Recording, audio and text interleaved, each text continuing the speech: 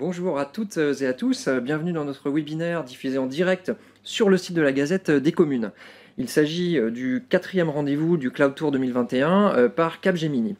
Alors comment transformer son territoire grâce à des services numériques innovants au bénéfice de tous? Sachant que 83% des collectivités vont investir dans des services multicanaux dans les 3 ans à venir, on comprend que cette question est cruciale et c'est celle à laquelle nos intervenants apporteront aujourd'hui des éléments de réponse. Alors la communauté de communes du pays Haut-Val d'Alzette, territoire périurbain de 30 000 habitants et 8 communes situées aux portes du Luxembourg, en sera un exemple probant donc intéressant à aborder.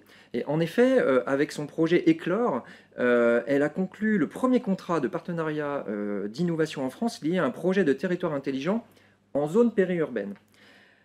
Dans ce webinaire, vous découvrirez aussi comment le cloud facilite et sécurise la création des services intelligents dont nous allons parler, mais aussi quelles sont les bonnes questions à se poser, donc en tant qu'élu bien sûr, directeur général des services, directeur des systèmes d'information, les méthodes pour mettre en place ce type d'innovation à l'échelle d'un territoire en conciliant qualité et coût raisonnable, et tout cela étant bien sûr placé encore une fois au bénéfice de tous et en premier lieu à celui des citoyens. Donc nous allons en parler avec nos intervenants. Anne Mimin, bonjour. Bonjour. Vous êtes directrice adjointe de la stratégie territoriale à l'UGAP. Exactement. Julien Vian, qui est en duplex. Bonjour. Alors, bonjour. Donc vous êtes directeur général des services de la CCPHVA, donc qui est l'acronyme pour faire un petit peu plus court que la communauté de communes du pays Haut-Val d'Alzette. Et Antoine Audy, bonjour. Bonjour. Vous êtes directeur de Capgemini Institut et ancien maire de Périgueux, et d'ailleurs toujours l'un des élus de votre ville. Donc un témoignage très intéressant également. Et je précise d'ailleurs que Capgemini Institut propose un programme complet de séminaires de haut niveau dans les principaux domaines de la transformation numérique, de la sécurité et du management de l'informatique. Alors revenons au programme de ce webinaire. Donc, dans un premier temps, nous aborderons l'exemple et la démarche en cours donc, de la communauté de communes de Pays Haut-Val d'Alzette, mais aussi les attentes des collectivités en règle générale. Nous verrons plus précisément ensuite les usages et les bénéfices permis par ces services numériques innovants, sans oublier le rôle que peut jouer le cloud, évidemment, on est là pour parler de ça. Et enfin, parce que certains freins, évidemment, on le sait bien, sont encore parfois à lever au sein des collectivités et des territoires, donc qu'ils soient psychologiques, culturels ou technologiques, entre autres. Une troisième partie de ce webinaire donc s'emploiera à donner des arguments pour les lever et surtout des éléments de méthode pour bien appréhender la dynamisation d'un territoire grâce aux services innovants. Donc enfin, chers participants, n'oubliez pas que vous pouvez dès maintenant, donc dans l'espace de chat à la droite de votre écran, poser donc vos questions. Nous y répondrons, enfin nos intervenants y répondront tout au long de ce webinaire. Donc on attaque avec vous, Julien Vian. Alors j'espère que je vais bien vous entendre, parce que quand je vous ai présenté, je ne vous entendais pas. Est-ce que... Rebonjour. Ah bah là je vous entends. Alors je rappelle donc rebonjour. Donc je rappelle que vous êtes donc directeur général des services donc de la CCPHVA. Et pouvez-vous d'abord nous présenter les caractéristiques de votre communauté de communes? Alors oui, comme vous l'avez dit, nous sommes une communauté de communes composée de 8 communes, 30 000 habitants, donc un territoire, on va dire, de taille intermédiaire. Nous ne sommes pas une grosse communauté de communes, nous ne sommes pas non plus une petite, mais c'est un territoire qui est plutôt particulier, marqué par le fait frontalier avec le Luxembourg, parce qu'on est la deuxième porte d'entrée du Luxembourg, marqué par l'interdépartementalité, nous sommes entre la Moselle et la Meurthe-et-Moselle, mais également marqué par un aspect très, très, très important, c'est que nous sommes reconnus à l'échelle nationale comme une opération d'intérêt national. C'est-à-dire, pour faire très simple, pour que tout le monde saisisse, une opération d'intérêt national, c'est une espèce de décentralisation à l'envers, c'est-à-dire que l'État reprend la main sur l'aménagement de certains sites stratégiques sur un territoire. Et donc voilà, l'État a considéré que pour, on va dire, travailler conjointement avec le Luxembourg et notamment le développement très fort de ce pays, nous avions besoin sur cette bande frontalière d'une opération d'intérêt national. Et donc, cette opération internationale est en marche maintenant depuis 2014 et nous avons déjà les premiers effets. Juste pour resituer, des opérations internationales, il y en a entre 10 et 15 en France qui sont surtout situées sur des métropoles. Et pour donner un exemple, par exemple, vous avez la Défense à Paris, vous avez Marne-la-Vallée. Donc vous avez des éléments de cette ampleur et nous avons la chance sur le territoire de bénéficier de cette opération qui a pour objectif de doubler la population du territoire, donc de construire 8300 nouveaux logements pour porter le territoire à plus de 60 000 habitants, de rénover aussi lourdement du logement. Euh, tout ça, ça va permettre au territoire d'avoir, c'est les premières évaluations, à peu près 1 milliard d'euros de retombées sur une vingtaine d'années. Vous pouvez nous détailler votre projet Éclore, donc hein, c'est un acronyme, hein, ECLOR, donc peut-être nous expliquer, voilà, ben, le détailler, et puis ensuite, quelles sont les innovations proposées aux habitants de votre commune, de votre communauté de communes, pardon, et celles qui vont l'être éventuellement. Donc peut-être ces deux questions en une réponse. Alors le projet Éclore, juste pour revenir sur la jeunesse, parce que c'est pas quelque chose qui est sorti du chapeau il y a quelques mois, c'est un projet qui remonte à quelques années maintenant. Donc dans le cadre de l'opération d'intérêt national, un établissement public d'aménagement a été créé et donc nous avons porté la collectivité avec cet établissement public entre 2014 et 2016 des études de faisabilité sur des programmes innovants, puisque nous avons l'ambition et la commande aussi par les services de l'État dans le cadre de l'opération d'intérêt national d'être innovant, d'être à laboratoire. Nous avons porté des études de faisabilité dans tout un tas de domaines et dans un domaine qui était celui qu'on a appelé à l'époque Smart City Living Lab. Donc on a porté une réflexion pour voir si sur le territoire de la communauté de communes, le déploiement d'une Smart City était envisageable. Les études portées ont validé le principe et cela nous a permis donc de bénéficier de subventions. Et à partir de là, nous avons pu travailler à réfléchir à un projet. Donc ce projet, nous l'avons voulu d'abord orienter autour de la data et de la donnée. Et comme vous l'avez dit, nous avons constitué le premier partenaire d'innovation en France pour construire une plateforme de gestion de la donnée. Donc à partir de là, nous avons réfléchi de manière transversale, de manière, je dirais, itérative, collaborative, pour construire un projet numérique, un projet de territoire intelligent, mais qui est avant tout un projet de territoire, qui n'est pas, je dirais, ou des POC, donc des proof of concept qui sont déployés, ou des services connectés qui sont déployés dans leur coin. Nous avons vraiment une vision globale de la chose et nous avons, dans ce cadre de ce partenariat d'innovation, donc fixé les thématiques et surtout fixer les règles du jeu, qui étaient premièrement l'interopérabilité, avec des solutions ouvertes, avec notamment la possibilité d'essaimer, de mutualiser, peu importe le terme, cette plateforme de gestion de la donnée à d'autres collectivités territoriales. Nous avons également travaillé à des programmes d'objets connectés en parallèle pour pouvoir avoir une montée en charge crantée. Donc nous avons par exemple travaillé sur des choses plutôt très simples, des composteurs connectés, des ruches connectées, jusqu'à des choses beaucoup plus complexes comme l'éclairage complètement connecté. Et donc en fait, dans les prochaines semaines, notre plateforme de gestion de la donnée qui aujourd'hui a fini son développement, va être utilisée par les services. Elle s'appuie, elle, donc sur un hyperviseur urbain. Donc sur un hyperviseur urbain, pour faire simple, je dirais que c'est la somme des supervisions qu'on a par briques métier.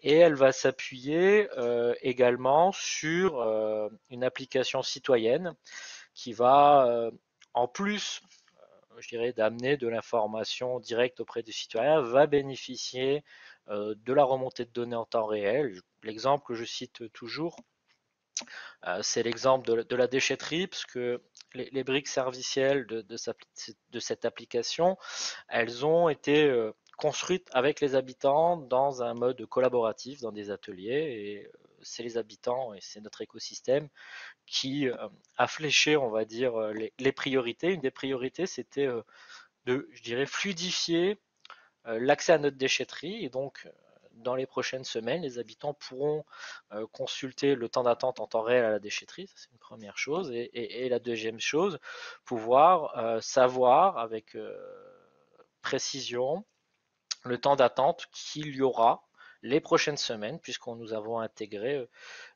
de la prédictivité. Et donc, au-delà de ça, comme je vous l'ai dit, nous sommes sur un projet de territoire, plus qu'un programme de territoire intelligent, avec cette spécificité d'essaimage, notamment à travers le développement d'une API, donc une interface de programmation que l'on veut la plus générique possible pour qu'elle puisse, on va dire, être mis à disposition d'autres territoires et ne pas être en difficulté de fonctionnement face à certaines solutions ou logiciels métiers. Très bien, merci beaucoup. Alors c'est vrai que c'était dense, mais c'était bien de poser un petit peu tout ça. On comprend bien, du coup, vous êtes quand même bien avancé sur cette question-là. Je vais poser aux internautes, je vais poser une première question d'internaute, pardon, à nos intervenants. Alors c'est peut-être à vous, Antoine. Donc la stratégie cloud peut-elle être abordée de la même façon que l'on soit une grande ou une plus petite collectivité? Alors tout le monde peut répondre, bien sûr, hein, mais peut-être vous d'abord. Oui, je pense que oui, parce que en fait, ce qui a été dit par Julien, c'est le projet de territoire qui est important. Donc Mhm. après, c'est en fonction du projet de territoire, de sa densité, de sa taille, que l'on peut effectivement appliquer la solution cloud, en ayant bien présent à l'esprit que la solution cloud est un facilitateur pour tout le monde, à la fois pour les acteurs publics, pour les élus, pour les services et surtout pour le citoyen. Donc c'est pas un problème Mhm. de taille, c'est un problème de projet et d'ambition politique plutôt. Très bien. Merci. Bon, j'espère que cette réponse satisfait notre internaute. Alors, Julien Vian, je reviens à vous.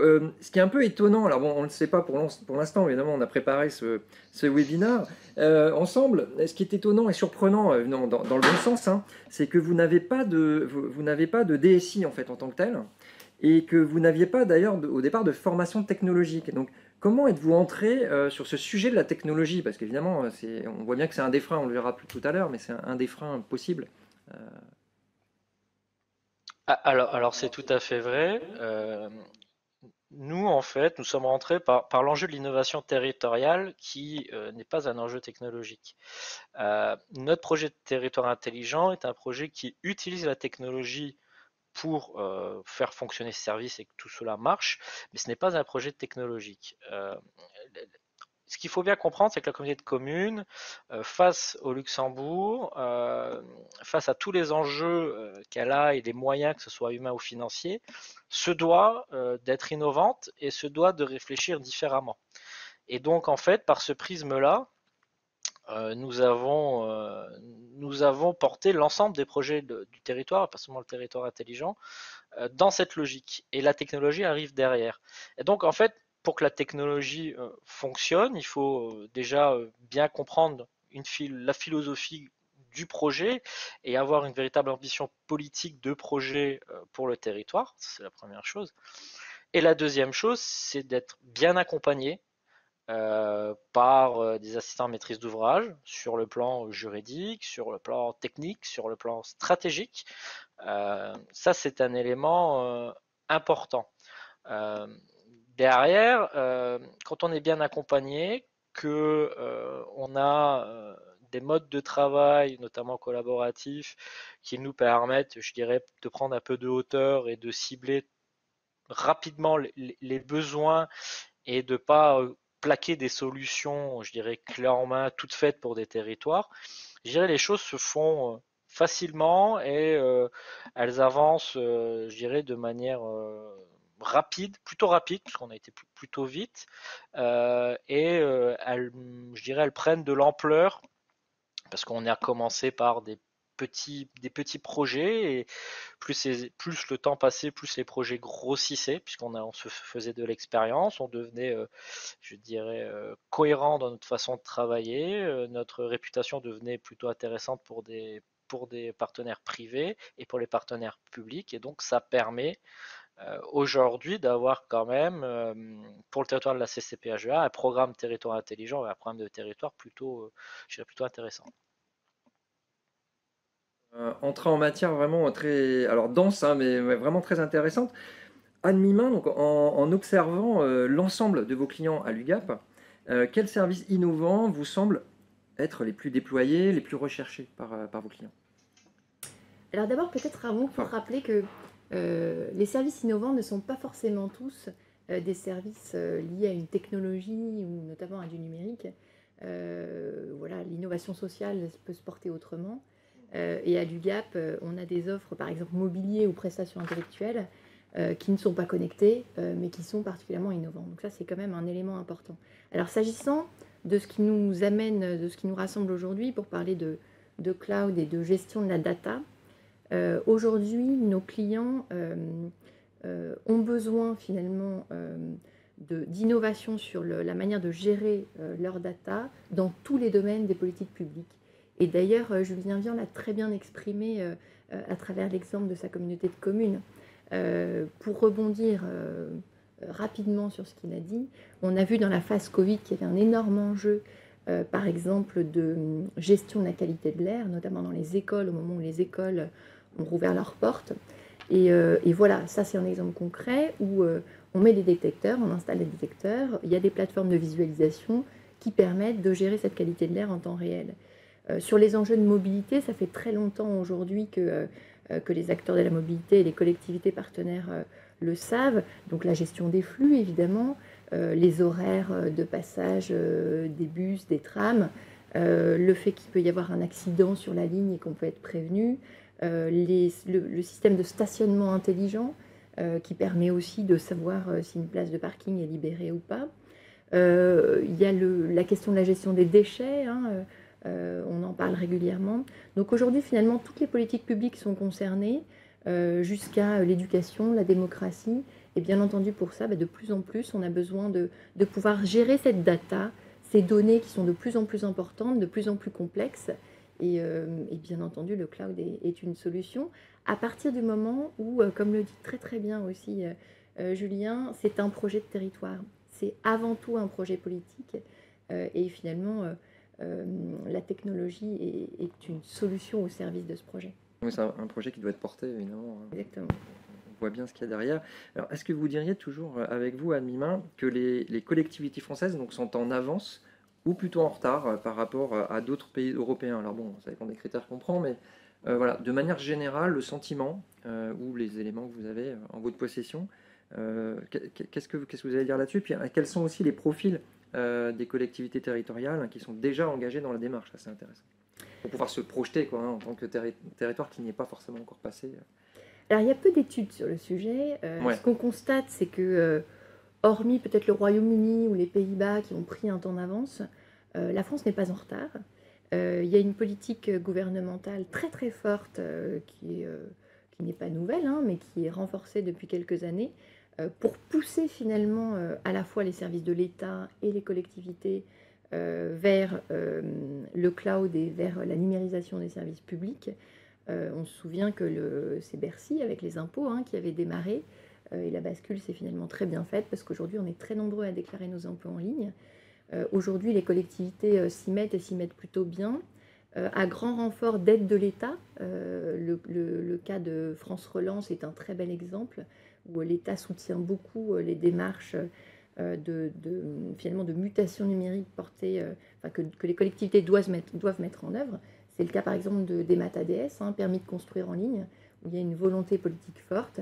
Et évidemment, il faut aider les collectivités à se doter des outils. Il faut des relais sur le terrain, forcément. Exactement. Sur les territoires. Et puis, s'agissant des collectivités, en fait, elles sont toutes très concernées. En fait, la différence, ce qu'on constate, c'est que celles qui ont beaucoup investi ces dernières années sur des structures, des serveurs en propre, évidemment, vont être moins matures pour basculer vers le cloud. Pour des raisons économiques qu'on comprend bien, c'est quand on a beaucoup investi, on n'a pas forcément envie de basculer vers autre chose. On verra les freins tout à l'heure, mais effectivement, c'est partie des freins. Et du coup, finalement, celles qui sont peut-être les plus demandeuses aujourd'hui, c'est celles qui soit ont un projet de territoire innovant extrêmement fort dans tout ce qu'on appelle aujourd'hui Smart City, territoire intelligent, territoire de demain. Donc là, il y a une forte demande et effectivement, cette communauté de communes est extrêmement exemplaire pour ça. C'est un cas assez particulier sur le territoire français. Et puis, on a tous ceux qui finalement sont très moteurs depuis longtemps. On connaît l'exemple de Dijon, d'Angers, il y en a d'autres qui portent aussi ces notions de Smart City depuis quelques années avec succès. Et donc là encore, le besoin de cloud est extrêmement pertinent. Très bien, merci. Alors je vais poser une deuxième question d'internaute.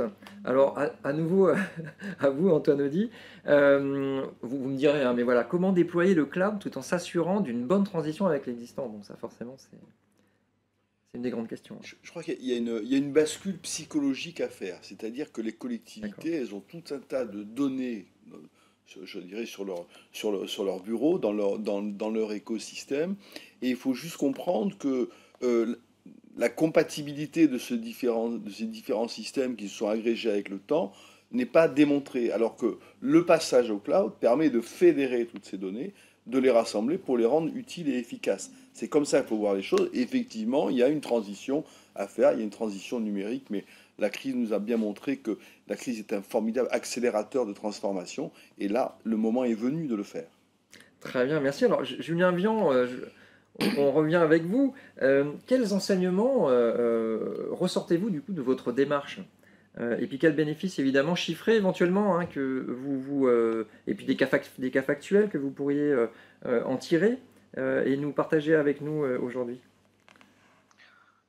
Alors, un enseignement global, déjà, c'est que ce n'est pas impossible à faire. Ça, c'est déjà la première chose. C'est-à-dire que si la communauté de communes du PO Val d'Alzette arrive à porter un projet autour de la data, des objets connectés, du territoire intelligent, je ne vois pas pourquoi d'autres territoires n'y arriveraient pas. Ça, c'est déjà la première chose. Le deuxième point, c'est qu'on a appris à travailler autrement. Ça aussi, alors on a la chance d'avoir une équipe plutôt resserrée, donc c'est sans doute plus facile que sur des grosses structures, mais on a appris assez rapidement à passer sur des modes collaboratifs en travail en interne déjà, entre les services, entre les collectivités et surtout avec la population. Et ces méthodes ont permis déjà premièrement une meilleure acculturation en interne, des nouveaux process, nouvelles façons de faire.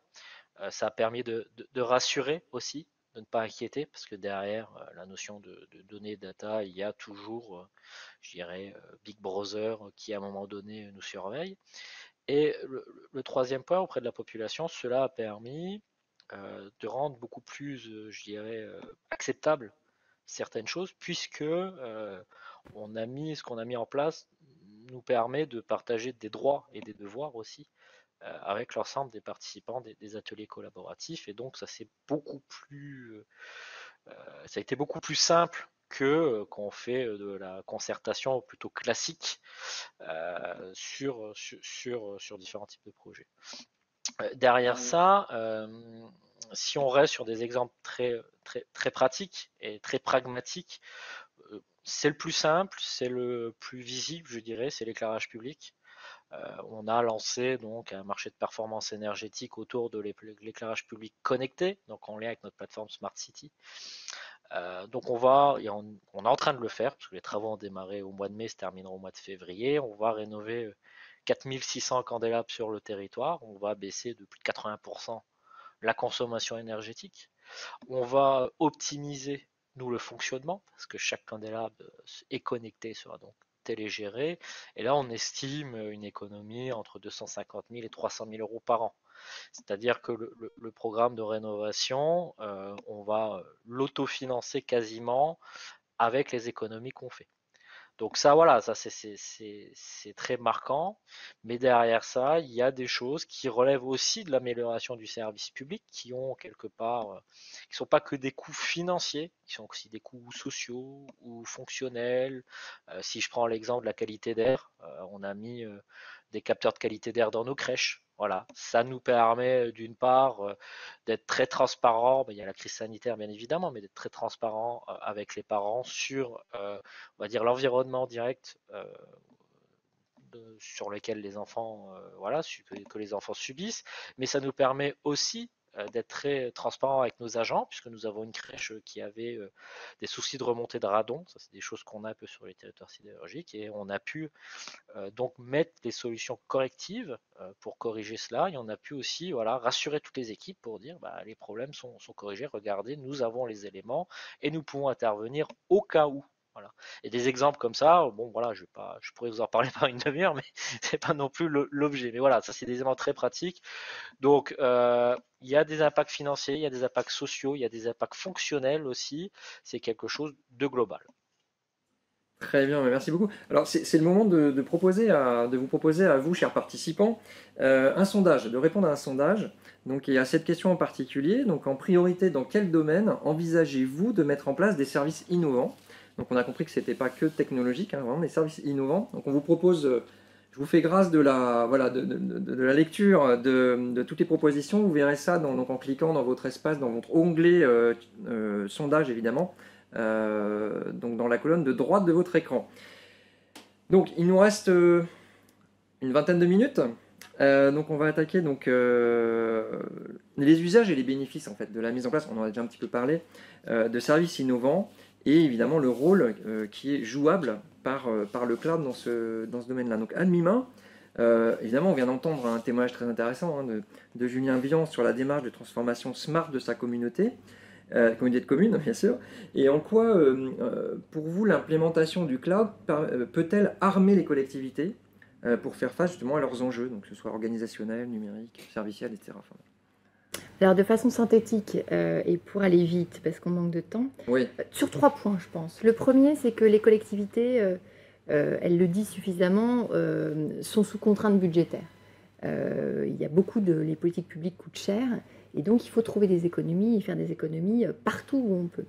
Et c'est vrai que des études récentes, assez concordantes, montrent qu'en moyenne, avec le cloud, on peut économiser jusqu'à 65% sur ces infras. Donc c'est évidemment pas neutre. Donc premièrement, une raison économique. Deuxièmement, l'agilité. Évidemment, le cloud aujourd'hui, le fait de plus avoir à devoir gérer sa maintenance, ses mises à jour, etc., ça donne beaucoup plus d'agilité, donc on peut concentrer ses efforts sur autre chose. Et enfin, dernier point et non des moindres, c'est la sécurité. On a vu de nombreuses collectivités, les derniers rapports de l'ANSSI sont terribles, faire l'objet de cyberattaques. Et évidemment, le cloud est un outil formidable au service de la sécurité des dispositifs. Et évidemment, quand pour une collectivité, quasiment tous les services publics sont gérés numériquement, c'est un enjeu majeur. Certaines l'ont vu, hein, il y a beaucoup d'hôpitaux, mais aussi beaucoup de collectivités, la ville de Marseille, d'autres qui, au cours des 2 dernières années, ont vu simplement leur dispositif, c'est le blackout total hein, qui se met en place. Et donc, dans ces cas-là, évidemment, le cloud permet de réagir beaucoup plus vite et beaucoup mieux. Donc voilà, sur ces 3 points, je pense que c'est des services publics beaucoup plus performants et beaucoup plus agiles au service des habitants des territoires. Alors, Antoine nous dit, quel bénéfice, alors direct ou indirect, hein, une collectivité peut-elle obtenir en déployant le cloud? Je vais reprendre un peu ce qui a été dit par Julien Vian. La démarche est essentielle. Je vais revenir après à votre question précise, mais c'est vrai qu'on passe vraiment de ce qui est la concertation à ce qui est la collaboration quand on monte ce type de projet. Et donc, il n'y a plus la même verticalité dans la décision. Et je crois que la démarche est première. Alors, les bénéfices, d'abord, il y a un impact qu'on oublie souvent de citer, c'est l'impact sur l'environnement. C'est-à-dire que quand vous mettez l'ensemble de vos services informatiques dans le cloud, je dirais, vous réduisez l'empreinte numérique de tous vos services informatiques additionnés. On oublie toujours de le citer, mais je pense que ça va devenir un point important. Moi, je crois que ça permet aux collectivités de bénéficier des dernières innovations technologiques et existantes, et donc essayer d'inventer à la place des autres, et puis je dirais faciliter le quotidien. le parapheur électronique, la signature électronique. Anne citait tout à l'heure l'instruction des permis de construire, tout ça, c'est du temps gagné pour les collectivités et donc aussi pour les citoyens. Et puis, bon, je crois que ça permet aussi d'aller plus loin sur une hypervision qui est un gage d'efficacité dès lors qu'on en a démontré à nos citoyens que l'hypervision était un service qu'on leur rendait et non pas quelque chose de vertical qui pesait sur eux. Très bien. Alors, Anne Humain, vous vouliez peut-être répondre à cette même question ou on passe à la suivante? Non, pas grand-chose à ajouter, effectivement, Ouais, je suis parce assez que d'accord. Finalement, on bénéficie dans le marché, alors on va y revenir, mais le marché cloud UGAP porté par l'UGAP, c'est Capgemini aux côtés de l'UGAP, titulaire, et derrière, il y a 9 CSP. C'est-à-dire des fournisseurs, voilà, on va parler français, des fournisseurs, donc des Français, des Américains, voilà, il y a Orange, il y a OVH. Et on fait ses courses finalement. Exactement, on fait ses courses, mais ce qui est intéressant, c'est que si vous voulez, ça permet en fait aux clients d'aller choisir en fonction de ses besoins la meilleure innovation et la meilleure technologie chez le CSP qui lui convient. Et ça, c'est évidemment aujourd'hui une demande très très forte de nos clients.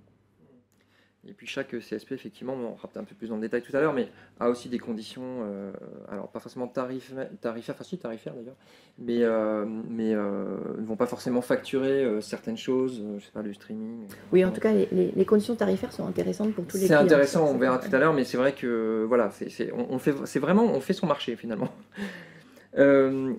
Antoine Audier, alors grâce à l'implémentation du cloud, quels sont les délais de mise à disposition de services innovants? Est-ce que c'est voilà, est-ce qu'on réduit vraiment drastiquement la mise à disposition de ces services-là grâce au cloud? Je crois que les récents progrès dans le domaine du cloud, grâce à l'implication des différents acteurs majeurs, ça a été dit par Anne, permettent de gagner en rapidité et en efficience. Mais une fois que j'ai dit cela, fixer un délai reste très dépendant de votre projet et de l'ambition de la collectivité, parce que c'est la démarche qui est première. Donc, on ne peut pas dire qu'il y a des solutions clés en main, puisqu'il appartient à chacun des acteurs de déterminer quelle est la bonne solution pour eux. Donc il y a toujours, les élus, ils sont toujours sur l'ambition d'un projet, et en même temps un calendrier, quand est-ce que je rends le plus vite service à mes citoyens. Ben, je dirais le cloud permet de rapprocher justement la décision. Voilà. Donc ça me semble important, c'est un accélérateur, là aussi, de transformation que de passer par le cloud. Très bien. Alors, bon, on en a déjà un petit peu parlé à l'instant avec vous, Anne Mimin, mais est-ce que c'est cher? Non, mais alors c'est ça qui est intéressant, c'est qu'on l'a un peu dit, le cloud c'est source d'économie, mais très concrètement, oui, c'est vrai que si on définit une bonne politique de sauvegarde, un bon plan de reprise d'activité, c'est-à-dire si on réfléchit à la bascule de façon intelligente. Comme dans tout projet, c'est un projet de transformation. Donc, tout à fait, on reste sur des basiques. Le cloud est effectivement très pertinent. Ce qui est intéressant, c'est le modèle économique du cloud finalement. Et c'est beaucoup dans l'air du temps, c'est-à-dire qu'on consomme, on paye ce qu'on consomme. C'est ça le cloud, et notamment avec le marché porté par Capgemini, c'est un coût à l'usage. Donc il est construit, on achète des crédits à l'usage ou un abonnement, et donc évidemment il va falloir déterminer identifier ses consommations pour pouvoir voir ce qu'on va payer. Mais c'est aussi une demande forte de nos collectivités, de ne payer que ce qu'ils consomment.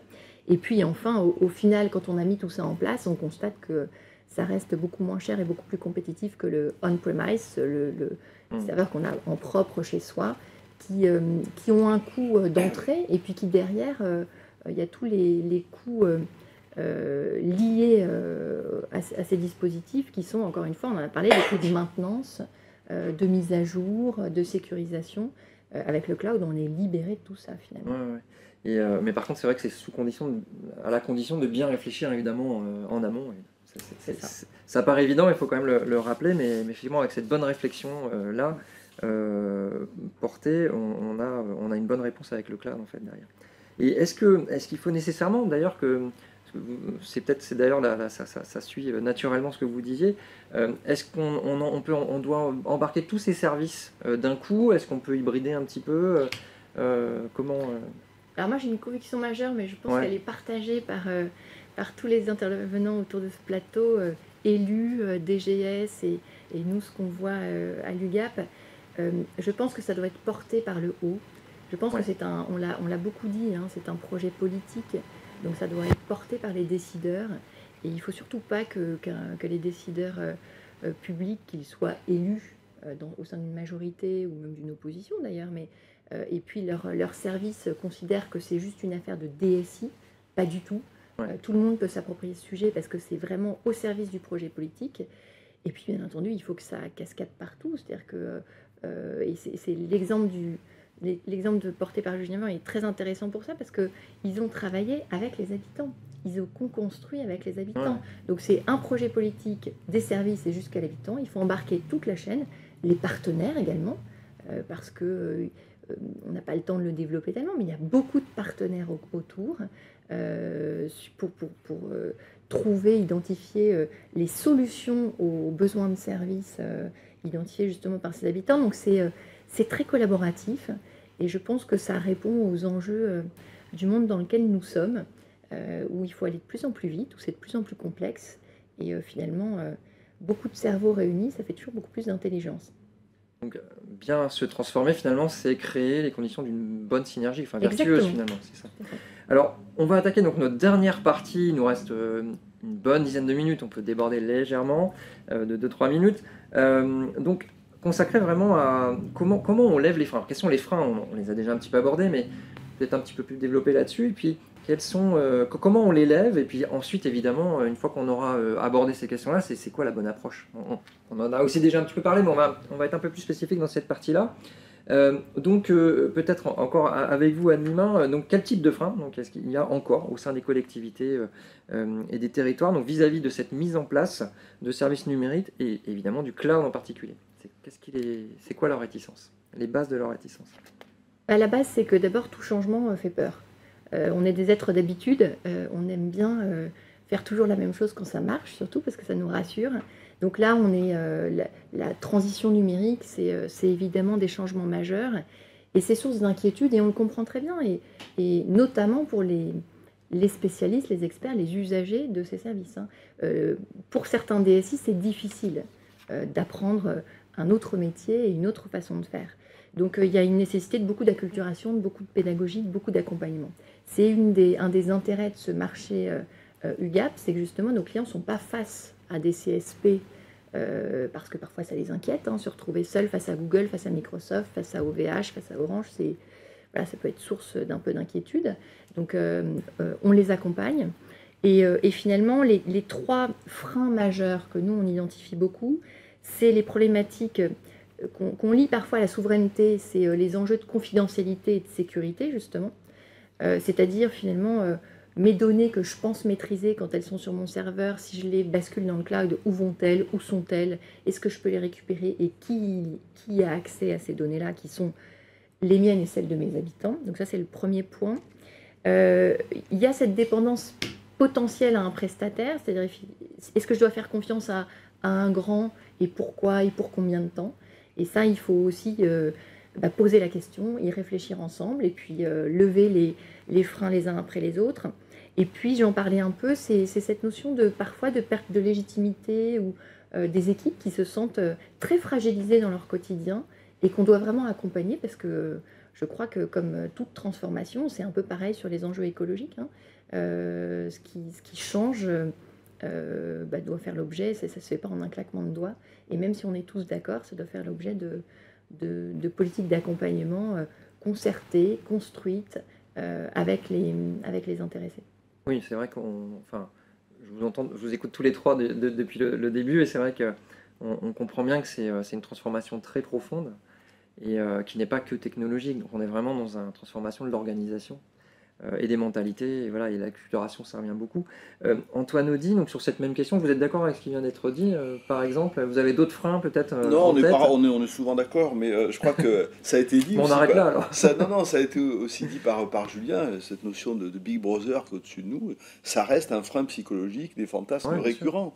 On ne peut pas le balayer comme ça, juste d'un revers. Il y a nécessité de faire de l'accompagnement, et je crois que le rôle des porteurs de projets, ce que j'appelle les médiateurs, c'est de raccourcir la distance qu'il y a entre les territoires et le cloud et le citoyen. Parce que la grande majorité des élus, je pense qu'ils sont convaincus de l'intérêt de la chose. Il faut les rassurer sur les coûts, sur les délais, c'est ce que Anne a fait, et surtout démontrer que cette démarche constitue bien une aide pour les territoires et pour tous les territoires. J'insiste là-dessus. Moi, je suis un élu rural. Périgueux, c'est 30 000 habitants dans un département très très rural. Et en fait, la notion de territoire connecté est une réponse réelle à la fracture territoriale. C'est-à-dire que c'est pas juste quelques communes un peu branchées. Je suis ravi d'ailleurs qu'on ait un peu abandonné le Smart Cities pour passer à territoire connecté. C'est pas un truc de collectivité branchée. Pas du tout. Ça concerne tout le monde et je crois que plus grande est la fracture territoriale, plus le besoin de connectivité est important. Heureusement, il y avait une hypothèque qui était celle de la fracture numérique, qui est en passe d'être levée, parce que le taux de couverture du réseau, grâce à un effort sans précédent des collectivités, que ce soit l'État, les régions et les autres collectivités, cette hypothèque est en train d'être levée. Aujourd'hui, tout un tas de choses fonctionnent en passant par là. Il y a une expérience très intéressante en Dordogne de valises médicales connectées. Je veux dire, c'est de la donnée, tout ça.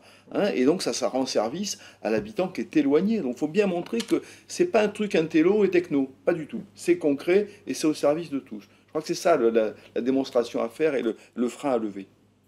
Très bien. Alors, une autre question d'internaute, alors d'Agnès en particulier. Donc, avec vous, je pense que ça va bien vous aller cette question. Alors bonjour, bonjour Agnès. Que peut apporter le cloud pour la culture et comment apporter de nouveaux services pour le développement culturel, les médiathèques, les musées? Alors, pour la culture, aujourd'hui, on est en passe de pouvoir rentrer depuis son canapé dans tous les musées du monde. Donc ça, c'est quand même une première approche qui est très très importante. Avant, on allait consulter les images du Larousse en 13 volumes. On n'en est plus là. Mais moi, je suis toujours impressionné par la capacité des gens à aller voir les musées très très loin et pas forcément aller voir les musées qui sont chez eux. Moi, j'avais fait une enquête sur le musée du Périgord, qui est le musée archéologique de Périgueux. En fait, finalement, ce n'était pas les gens de Périgueux qui venaient. Par contre, c'était beaucoup consulté de l'extérieur. Il faut là aussi... Enfin, la technologie est une porte d'entrée, un facilitateur, mais ne doit pas couper de la réalité des musées, puisque l'écran, c'est très bien. Aujourd'hui, on est tous sous écran un certain nombre d'heures dans la journée, mais le dialogue qu'il y a entre la personne qui regarde une œuvre et l'œuvre, c'est ça la culture. Hein. Et ça passe pas que par l'écran. Simplement, l'écran, il peut vous donner envie d'aller voir. C'est comme ça que je le verrai. Donc oui, c'est un plus, là aussi, pour la culture, bien évidemment. Bon, très bien. Alors, toujours avec vous, hein, en fait, on a une obligation en tant que collectivité aujourd'hui, enfin acteur public même en règle générale, de proposer des services 100% accessibles en ligne à l'horizon 2022. Hein. C'est vraiment une exigence de l'État. Alors, on sait que les collectivités, enfin une part des collectivités est quand même en retard, hein, sans jugement de valeur bien entendu, mais en retard dans ce domaine-là, et en tout cas pour satisfaire à cette exigence-là. Est-ce que justement le cloud peut les aider à accélérer? Parce vous parliez de cycles accélérés, etc. A priori, on se dit que c'est quand même plutôt une bonne solution. Non? C'est une bonne solution. D'abord, je crois qu'il y a un fantasme. Le taux d'équipement des ménages est très important, mine de rien. Hein, oui. Donc ça, c'est quand même aussi... Ouais. Et puis, je veux dire, ça a été cité tout à l'heure. Les impôts en ligne, il y a eu une frilosité, et aujourd'hui, ça se passe très très bien. Alors après, il faut quand même un arrière-plan pour trouver des solutions quand on a un problème. Ça n'exonère pas, je dirais, de la présence humaine, mais le taux d'équipement des ménages, je vous rappelle qu'en France, il y a 70 millions de cartes SIM en circulation quand même. Donc les gens, ils sont connectés. Et c'est pas un problème d'âge, parce que comme je dis souvent, les gens de plus de 60 ans, c'est mon cas, ils ont connu les Rolling Stones quand même. Ils n'arrivent pas complètement de... On les connaît encore. Hein on les connaît encore, heureusement. Donc les gens sont beaucoup plus connectés que l'on dit. Donc il faut justement profiter de ces acquis, de cette connectivité croissante chez nos citoyens, pour fluidifier les échanges et donner une cohérence à ces échanges-là. Et le cloud est un accélérateur, là aussi, qui va dans le bon sens. Moi, je crois qu'on est vraiment, je dirais pas au tout début d'une histoire. L'histoire a déjà commencé et les gens ont envie de monter dans ce train-là. Très bien. Anima. Oui, juste rajouter un mot, c'est que c'est vrai que c'est formidable cette numérisation des services publics, mais il ne faut pas oublier que certains restent éloignés de ces dispositifs. En effet, toutes les études, le CREDOC publie chaque année la manière dont les Français sont outillés. Des Français ont plusieurs outils, souvent, mais certains restent éloignés parce que, pour des raisons... la fracture numérique, c'est évidemment une fracture sociale avant tout. Et donc, quand on est l'État, parce que vous disiez les collectivités sont parfois en retard, l'État n'est pas que en avance. Ouais. Donc, finalement, c'est l'ensemble du service des acteurs publics en général. Exactement, voilà. Mais c'est pas que les collectivités. Mais on a une obligation de service public quand on est une collectivité locale. Et bien entendu, il faut toujours... j'allais dire, on parle souvent de guichet d'accueil sur les services publics dans une collectivité, que ce soit une mairie, que ce soit un département, même une région. Il est important que tous les habitants, tous les citoyens puissent avoir un humain au bout du fil quand le service numérique ne fonctionne pas ou quand il n'arrive pas à y avoir accès. C'est quand même très important parce que les inégalités territoriales, le cloud n'est pas là pour les creuser, il est là au contraire pour les réduire. Très bien. Alors, juste pour prévenir tout le monde, là, on est arrivé au terme des 45 minutes, mais on a encore 2-3 choses à vous dire quand même, donc on va se permettre de déborder de 5 minutes. Donc, on va essayer de faire tenir dans les 5 minutes, si je pense qu'on va y arriver. Il y a certaines questions j'allais vous reposer, mais je pense qu'on va les éluder parce que ça a déjà été finalement traité avant d'une autre manière. Julien Vian, peut-être on va vous retrouver. Est-ce que vous en avez parlé tout à l'heure, mais peut-être sur l'aspect concertation, est-ce que vous pouvez insister un petit peu là-dessus, alors vraiment de manière succincte, mais peut-être rappeler que c'est vraiment important. Tout le monde l'a dit d'ailleurs sur ce plateau. Alors oui, c'est extrêmement important. Pour être très très synthétique, on a en tant que collectivité généralement des obligations de concertation dans différents domaines, l'urbanisme, l'environnement, et on se rend compte assez rapidement que les gens ont le sentiment que de toute façon les projets sont déjà ficelés, arrêtés, qu'on va leur présenter, et donc vous vous retrouvez généralement avec ou les opposants qui sont contre tout, ou les très convaincus. Et c'est-à-dire que vous éliminez 80% de la population, et 80% de la population donc s'éloigne d'une façon ou d'une autre de l'action publique. Et donc remettre des modes collaboratifs, c'est-à-dire aller interroger, alors ça ne veut pas dire écarter le politique, ça veut dire qu'on donne les règles du jeu, on pose le cadre, et dans ce cadre, on demande à l'acteur de terrain où sont les besoins. Et ça, c'est fondamental, ça rassure, ça permet de rapidement que les gens prennent leurs responsabilités aussi, de responsabiliser les gens, et ça permet de rendre les solutions ou les services ou les projets beaucoup plus acceptables par la majorité de la population. Bon, j'annonce, on va terminer par 2 questions. Donc évidemment, une question qui s'impose aujourd'hui, c'est quelles sont les spécificités du marché cloud UGAP. Vous en avez déjà un petit peu parlé à mi-main, mais... Alors en 3 mots, c'est la dispense d'appel d'offres, c'est ça le marché UGAP. Donc il n'y a pas d'appel d'offres à passer. Effectivement, notre titulaire, c'est Capgemini, et c'est sous Cap qu'on a 9 CSP, donc c'est très rassurant pour basculer vers le cloud quand on est une collectivité parce qu'on se fait beaucoup accompagner. Voilà, il y a un portail, on définit le besoin et puis il y a tout un parcours pour identifier le CSP qui va bien. Et puis bien entendu, je l'ai dit, tarif préférentiel, c'est-à-dire que aucune collectivité ne négociera finalement les tarifs qu'on peut obtenir en passant par le marché UGAP. Donc c'est à la fois du clé en main et du sur-mesure. Les taux de remise sont de l'ordre de... Enfin, ça peut aller jusqu'à... Oui, c'est pas... c'est assez très important. Oui, en tout cas, c'est intéressant, mais encore une fois, de toute façon, au-delà de ça, il y a un enjeu évidemment financier et qu'on assume totalement. C'est-à-dire que une centrale d'achat, c'est là pour proposer des tarifs plus intéressants que quand on achète seul. Ça, c'est la base. Mais au-delà, si vous voulez, le bénéfice, il est sur tout l'accompagnement dont on peut bénéficier à côté, parce que d'ailleurs, Julien en a parlé, il parlait d'AMO. C'est quoi une AMO? C'est quelqu'un qui vous aide à gérer ces dossiers complexes.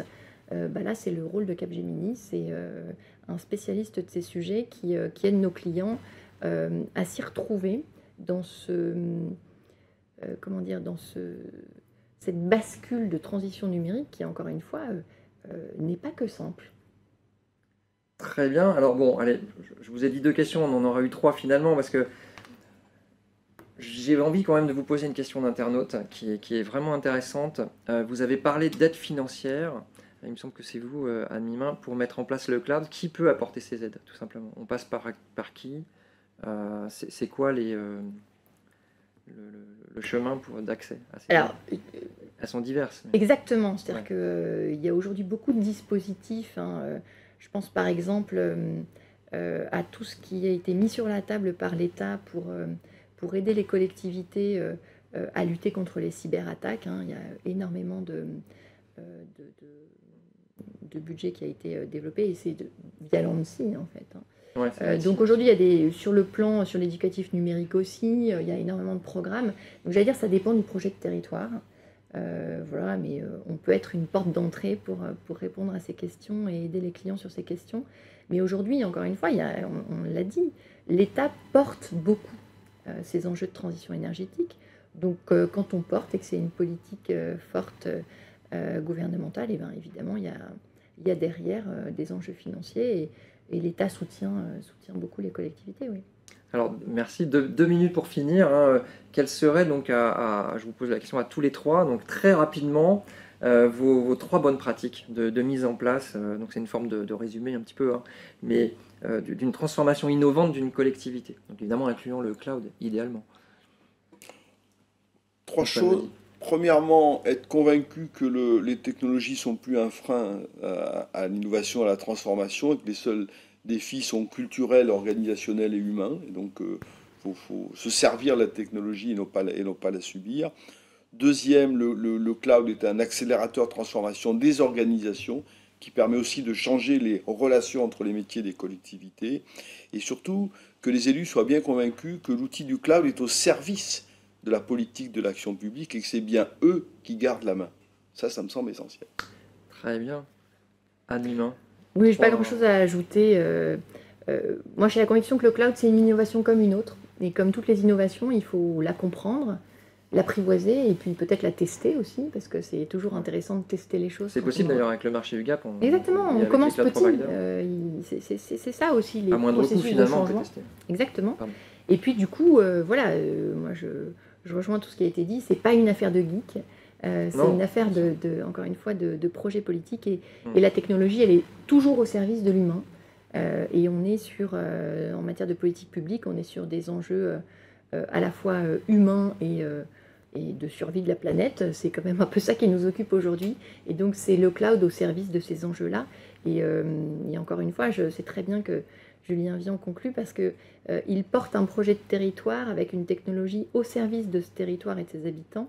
Et c'est un peu ça notre enjeu à tous aujourd'hui.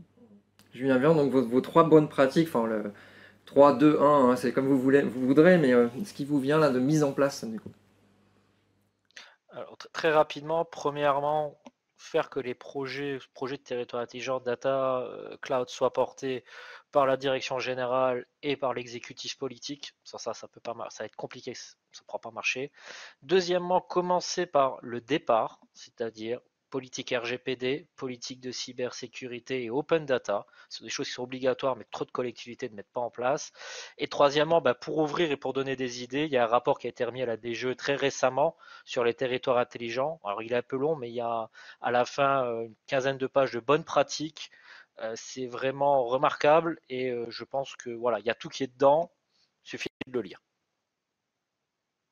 Que les répondants à notre sondage, donc lancé tout à l'heure, on dit qu'à 50%, que c'est plutôt l'optimisation des infrastructures dans lesquelles ils veulent mettre en place des services innovants en priorité, suivi par les relations avec les citoyens. C'est vraiment intéressant.